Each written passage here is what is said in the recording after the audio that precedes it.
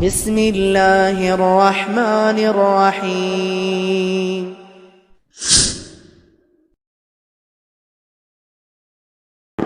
Bismillah wassalamu ala rasulillah wa ala alihi wa sahbihi wa man tabi'ahum bi ihsanin ila yaumiddin, amma ba'd.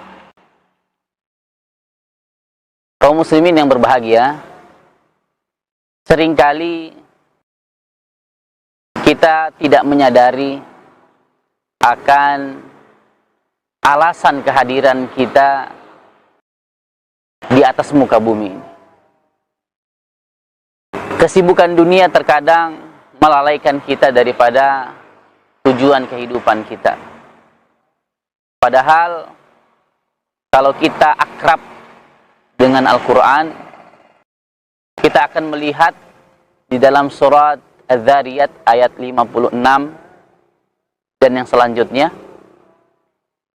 Di sana Allah Azza wa Jal telah menjelaskan perihal alasan kehadiran kita di atas muka bumi. Allah Subhanahu wa taala berfirman, "A'udzubillahi minasyaitonir rajim. Wa ma khalaqatul jinna wal insa illa liya'budun. Ma uridu minhum min rizqin wa ma uridu an yut'imun.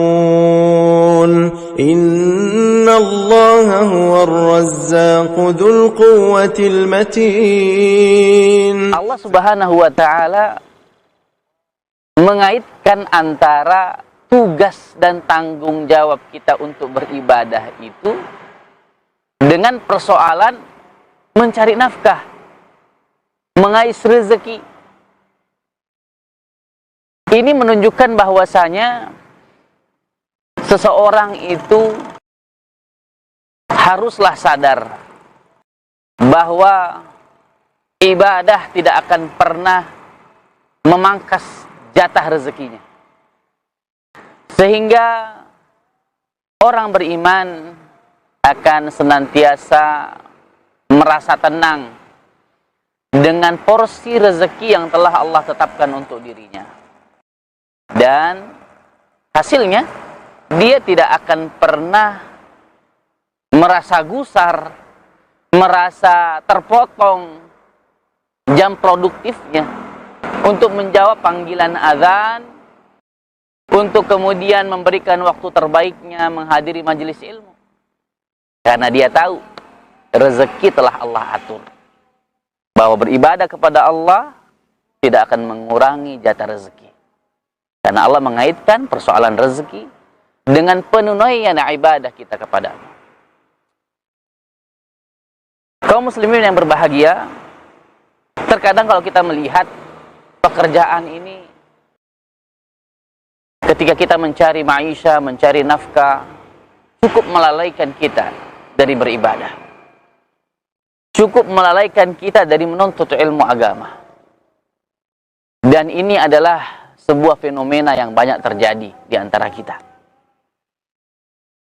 Maka oleh karena itulah seorang muslim, seorang mukmin harus memiliki sikap dan cara pandang yang benar ketika melihat pekerjaan, ketika memandang kepada urusan rezeki. Orang beriman tahu bahwasanya rezeki itu telah menjadi sebuah kadar ketentuan yang telah Allah tetapkan bagi siapa saja yang dikehendakinya.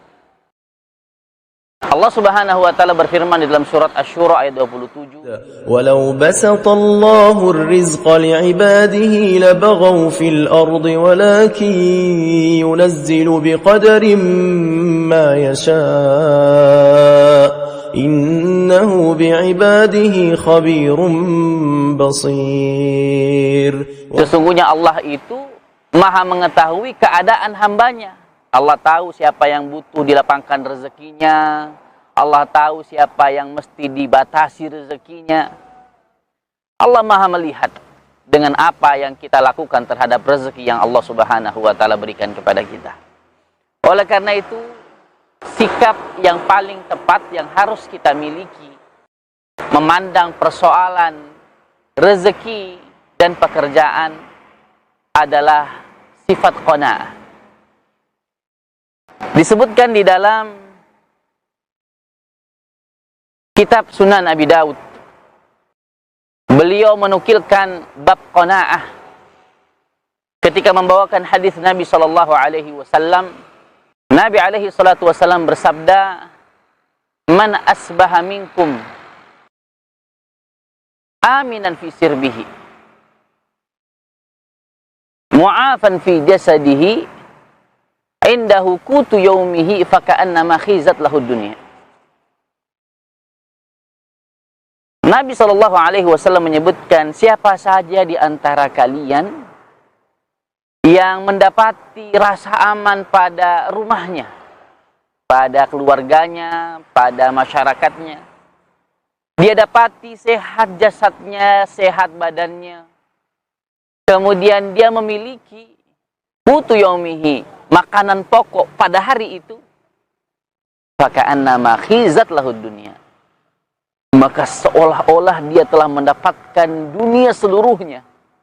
Ini disebutkan bahwasanya rezeki yang patut disyukuri adalah apa yang Rasulullah SAW sebutkan di dalam hadis tersebut.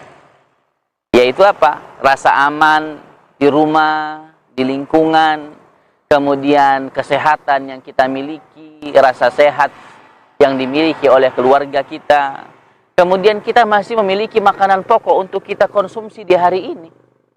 Ini adalah rezeki yang cukup. Ini adalah rezeki yang cukup. Seorang mukmin memandang bahwa rezeki yang cukup adalah apa yang Allah berikan dari nikmat-nikmat asasi ini, yaitu kesehatan, keamanan, dan kebutuhan pokok yang Allah berikan untuk dirinya. Disebutkan di dalam hadis yang lain, dalam Sunan Ibnu Majah, Nabi SAW bahkan mengaitkan keberhasilan, kesuksesan, keberuntungan orang beriman itu dengan sabda beliau, qad aflaha man hudiya ilal Islam, bahwa sungguh beruntung orang yang telah diberikan petunjuk kepada Islam. Kemudian kata Nabi SAW, waruziqul kafaf wa qani'a bihi, kemudian diberikan rezeki yang cukup dan dia memiliki sifat qanaah, merasa cukup dengan pemberian itu semua. Maka itulah hakikat daripada keberuntungan, yakni dia merasa cukup dengan rezeki yang telah Allah Subhanahu wa taala berikan untuk dirinya. Demikian pula dia bersyukur kepada Allah dengan hidayah Islam yang telah Allah berikan untuk dirinya. Maka inilah daripada faktor-faktor keberuntungan yang pantas untuk dimiliki oleh orang yang beriman. Kemudian di dalam hadis yang lain, di dalam Ibnu Majah, hadis Sunan Ibnu Majah pula, Nabi SAW menyebutkan kiat untuk kemudian kita itu bisa lebih bersyukur, bisa lebih merasa cukup dengan apa yang telah Allah berikan kepada kita. Hadis dibawakan oleh sahabat Abi Hurairah radhiyallahu taala an, Nabi SAW bersabda, "Unzuru ila man huwa asfala minkum."